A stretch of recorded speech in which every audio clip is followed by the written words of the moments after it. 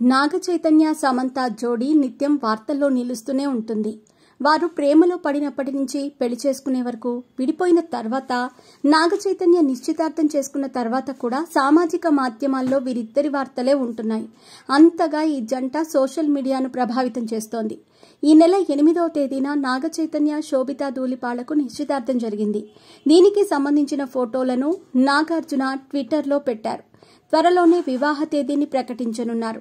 నాగ చైతన్య నిశ్చితార్థం జరిగిందన్న వార్త సమంత అభిమానులను తీవ్ర షాక్ కి గురిచేసింది. అధికారికంగా సమంత స్పందించకపోయినప్పటికీ గతంలో కొన్ని సందర్భాల్లో ఆమె చేసిన వ్యాఖ్యలు మాత్రం వైరల్ అవుతున్నాయి.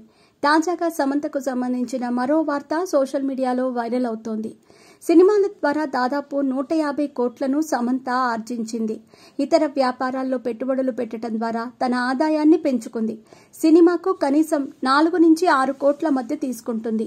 ప్రత్యూష ఫౌండేషన్ ఏర్పాటు చేసి దీని ద్వారా ఎన్నో సామాజిక సేవా కార్యక్రమాలను చేస్తోంది.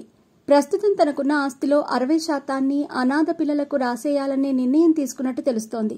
దీనిపై న్యాయ నిపుణులతో సంప్రదింపులు జరుపుతున్నట్టు సమాచారం. ప్రత్యూష ఫౌండేషన్ ద్వారా అనాథ పిల్లలతో ఆశ్రమాలు నడుపుతున్న వారికి భారీగా విరాళాలు అందజేసింది. అకస్మాత్తుగా సమంత ఈ నిర్ణయం ఎందుకు తీసుకుందా అని అందరూ ఆశ్చర్యపోతున్నారు. నాగ చైతన్యతో విడాకులు తీసుకున్న తర్వాత ఇప్పటి వరకు ఒంటరిగానే జీవిస్తోంది. ఇప్పుడు నాగ చైతన్యకు శోభితతో నిశ్చితార్థం జరగటంతో ఈ నిర్ణయం తీసుకుని ఉంటుందని భావిస్తున్నారు. భవిష్యత్తులో కూడా సమంత ఒంటరిగా ఉంటుందా లేదంటే వైవాహిక జీవితంలోకి అడుగు పెడుతుందా అనే విషయంలో ఇంకా స్పష్టత అయితే లేదు.